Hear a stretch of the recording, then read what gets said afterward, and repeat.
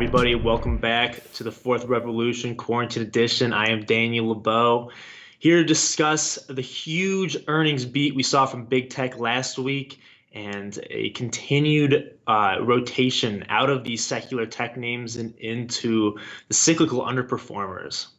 So let's dive in. This is the Nasdaq 100 chart that I've been showing you guys pretty much every video recently, and you can see we continuously drive new highs. Like I said last week, we had a huge beat from the remainder of big tech, and the five biggest tech companies, also the five biggest, coincidentally, the five biggest companies in the US are Facebook, Apple, Amazon, Google, aka Alphabet, and Microsoft. And they have all seen all-time highs in the last 2 weeks and drive 50% or just about 50% of this Nasdaq 100 and continue to drive it further and further up. So this is the big concern that everybody's having is these cyclical names, these cyclical sectors. So down here we got banks down 33% for the year. We got REITs and industrials down 11% for the year.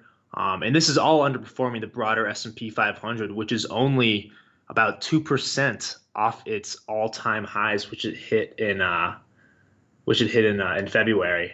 And right here, so the next level we're looking at for the Nasdaq is 1160, or sorry, 11,600, which is only 4% higher from where we're at right now. So these are very, very, very lofty and should I say frothy valuation levels that will provide a significant resistance, I think, if we make it up that high in the near future. But so like I said, these underperformers are going to have to start participating in the rally if we want to see this continue. And we have seen a rotation over the last month. Let me see if I can get this down here. So, I mean, if we're looking, where am I at?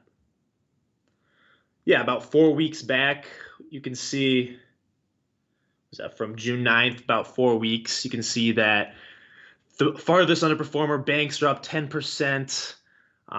We got industrials up over 9%, and utilities in red 5/5, and we have the broader S&P up just over 5 as well. And the Nasdaq 100 has been underperforming all these sectors because people are rotating out of these big tech names, pulling their profits and getting into these underperformers. And I think we're going to see more and more of this as the year goes on. In the second half of this year, I think we're going to see a big push by these value names, these big legacy names. Even today, we have the Dow Industrial driving the broader market, with them continuously pushing further and further up and coming off of those lows.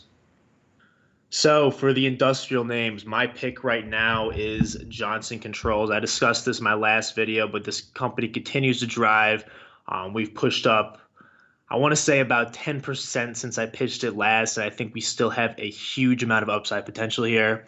So got two catalysts. Number one, people are having to change their HVAC systems, and Johnson Controls is the leader in HVAC systems. They're having to change it because of the concerns about it spreading legacy, old, outdated HVAC systems are spreading COVID potentially through buildings much quicker than they would if the proper HVAC systems were in place.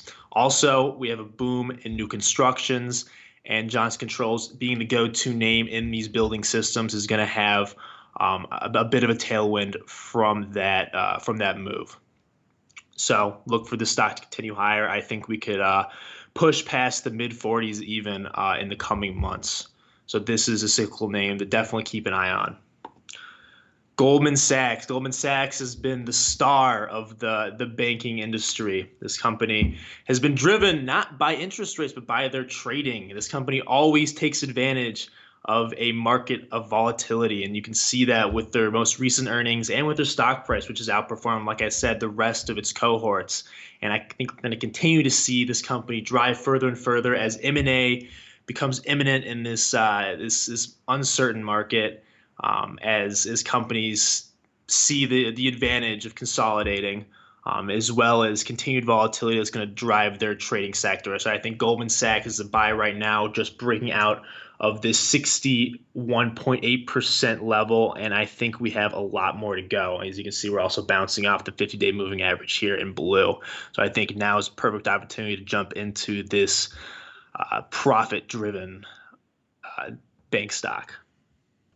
So if you don't feel comfortable buying individual stocks, I understand it. It's obviously a great idea to buy a already diversified ETF of these specific sectors. So the underperforming bank sector's biggest ETF is KBE, and it'll have all of your favorite names: Bank of America, Goldman Sachs, JPM, all clumped in along with the regional banks into this. Obviously, we've seen underperformance from this sector due to the low interest rate environment, but I think that we've really hit a bottom. The only way we can go, I think the only direction we can go from here is up.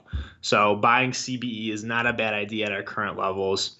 Also, take a look at VNQ, which is the Real Estate Investment Trust REIT, as well as XLI, which is an industrial REIT. Both of these will be giving you a pretty lofty yield, along with the potential for capital gains as our market continues to recover. So we've had a pretty low volume week this week. Not a lot of activity following last week's huge announcements, not only from the Fed keeping interest rates low, record GDP, along with some massive earnings that drove the market continuously further higher. This week, we're just grinding higher slowly but surely on low volume. So I am not convinced about this week's rally. And I'm actually taking a defensive position with a few QQQ puts just in case, just to hedge my heavily tech weighted portfolio. So don't forget to check out Zacks.com/promo, where we have a $1 offer for 30-day access of Zacks Investor Collection. And do this quickly because this is going to be ending midnight on Sunday, August 9th. So check that out at Zacks.com/promo. Thanks, guys.